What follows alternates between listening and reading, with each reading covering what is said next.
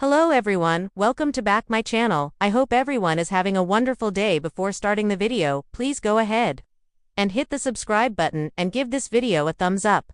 The bold and the beautiful B&B spoilers hint that Sheila Sharp Kimberlyn Brown may barge in Lee Finnegan's Naomi Matsuda hideout. Are Luna Nozawa's Lisa Yamada grandmas about to face off over a shocking discovery? Sheila is already fixated on finding out what happened to Luna following what seemed to be her demise at the hospital. Since Sheila didn't get an opportunity to say goodbye, she's looking for closure in the form of visiting Luna's grave or seeing her urn. Of course, B&B fans know Luna wasn't buried or cremated. Lee faked Luna's death and is now nursing her back to health at a hideout somewhere. But it's only a matter of time until Sheila discovers it. In fact, that could happen in the August 7th episode. Based on the latest spoilers, it turns out Sheila and Lee will both be taken aback over their upcoming encounter. So what if Sheila takes charge of the situation and follows Lee? Sheila may expect to find Luna's burial plot or ashes waiting at the end of this snooping mission. Instead, Sheila may find Luna comatose in the medical lair that Lee set up. That would certainly explain why both Lee and Sheila are in for a shock. If Sheila ambushes Lee and sees for herself that Luna is alive, they could be gearing up for a stunning showdown. Lee may warn that if Sheila ever cared about Luna at all, she'd walk right out that door and pretend she didn't see anything. It's clear that Lee wants to keep Luna's survival under wraps, so she doesn't need Sheila making a mess of things. Sheila may argue that Lee's going to need some help since she can't be with Luna around the clock. Since Sheila is a former nurse, she may insist on helping Lee care for Luna behind closed doors. Lee may object during a heated confrontation with Sheila before relenting in the end. It's not like Lee will have much choice in the matter if Sheila is holding all the cards after this Luna discovery. Sheila may promise she won't tell anyone as long as she can play a role in helping Luna get better. There's even a chance that all the commotion of this argument will finally wake Luna up and leave her surprised over her grandma's fighting over her. Regardless, the bold and the beautiful spoilers say Lee may have to make some updates to her plans if Sheila uncovers this jaw-dropping Luna news. CDLs, where you want to be for the hottest, bold and the beautiful spoilers, news and updates, so stop by often. For more B&B details, there are secrets that whisper in the dark, and then there are secrets that scream. On the bold and the beautiful this week, tensions explode when Sheila, unpredictable, relentless, and emotionally naked, storms into Lee's hidden refuge. What she finds there doesn't just rattle one family, it sets Luna's to grandma's on a collision course that could shatter loyalties, force confessions, and append everyone's carefully rehearsed lies. The setup, a hideout built on Hope Lee's hideout, was supposed to be temporary, a spare apartment tucked into a quieter wing of the city, a place away from prying eyes and tabloid whispers. He's been living like a ghost, careful, quiet, present in small ways, absent in others. Luna's smile is his North Star. Keeping her safe behind these thin walls is the only thing that makes sense when the world around them feels unanchored. But secrets don't stay under rugs for long. They find air vents. They hitch a ride on a careless word. And in this case, they find Sheila. Sheila's motive: love, guilt, or obsession. Sheila's motives have always lived in a complicated folder labeled the heart. She loves in fits and starts. Her love is often clumsy, sometimes dangerous, and almost always honest in its intensity. Some nights it feels like devotion. On other nights, obsession. This time, she comes because she's seen Luna's face in a photo, because a whisper told her this child belonged to Lee, and because Sheila's idea of right is different from everyone else's.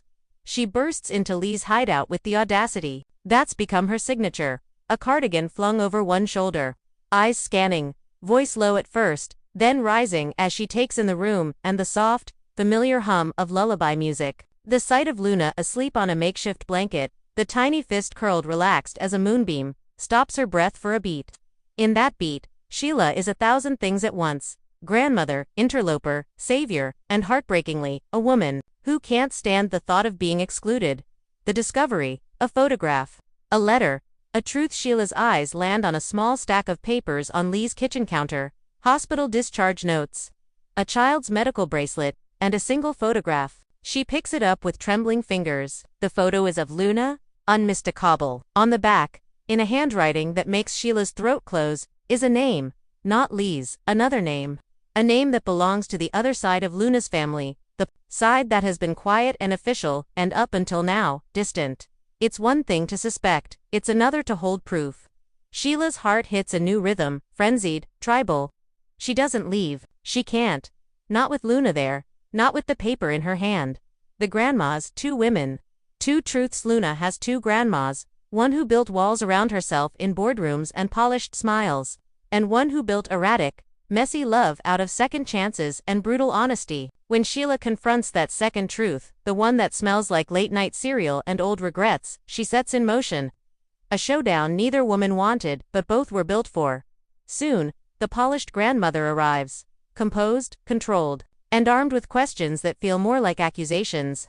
She's the type who plans her breathing in crisis and files her outrage neatly so it can be referenced later. Her presence in Lee's hideout is ice against Sheila's fire. Their first exchange is less a conversation than a sanctioned duel. "Where did you find her?" the polished grandma asks, every syllable a scalpel. "She's here," Sheila says, and the room tilts as if the air itself needs better steering.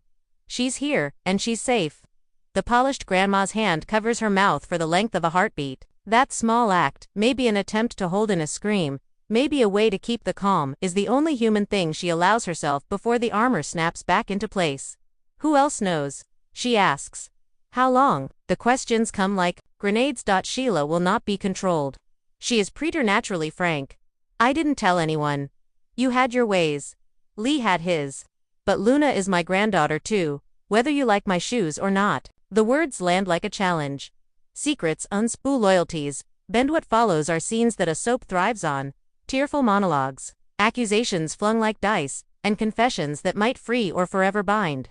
Lee appears, wary, exhausted, wrung of dignity. He did what he thought any parent would, hide a child to protect her from forces that scared him. But other forces, the ones that cling to titles and inheritance and image, are already circling. The polished grandma accuses Lee of betrayal, of conspiring in deception. Her concerns are pragmatic: legal guardianship, social exposure, reputational fallout. Sheila pushes another button. The moral argument. What matters more? She demands a press release, or a child who smiles at you like she knows you. Lee stands between them, a man split into halves by the past and the present.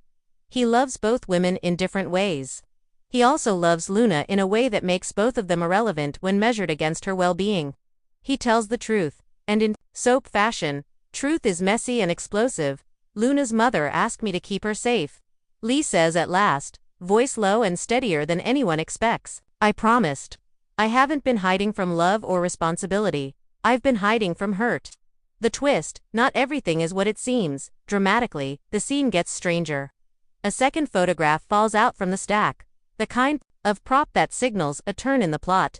This one is a Polaroid of 2 adults, not the ones either grandma expects. In the corner, there is handwriting again, not a hospital tag, but a note with a date. The date is recent. The faces in the photograph aren't who people assumed. That's when the polished grandma does something surprising. She laughs. It's a quiet, shocked sound that cuts right through tension. "So we've all been wrong," she says. "We've been pinning blame like medals." Sheila's face crumples because the laughter is not triumphant, it is the recognition that no one really controls the narrative. The photo doesn't absolve anyone. It complicates everything. New players, new alliances, and new betrayals become possible. A face-off with no clear winner. The confrontation between Luna's grandmas is less about a single moment and more about a collision of worldviews. The polished grandma believes in structure, custody agreements, lawyers, rules written in black and white. Sheila believes in chaos, messy, imperfect, human devotion. Their conflict is also generational. One side wants to preserve an image, the other wants to save a life. At one heated moment, Sheila steps closer, grasps the polished grandma's wrist, and says, with a softness that threatens to break both of them, "You could have asked." The polished grandma's response, a barely audible "I didn't know how to ask you," shoves the scene into an awkward intimacy. This is not simply a courtroom versus a kitchen. It's 2 women who have been estranged by different kinds of armor, both longing for the same fragile thing: the right to protect a child they love. Cliffhanger. A decision that ripples the episode. Ends not with an answer but with an ultimatum. The kind soaps live off. The polished grandma leaves with Lee's promise to contact a lawyer the next day. Sheila stays, sitting on a floor that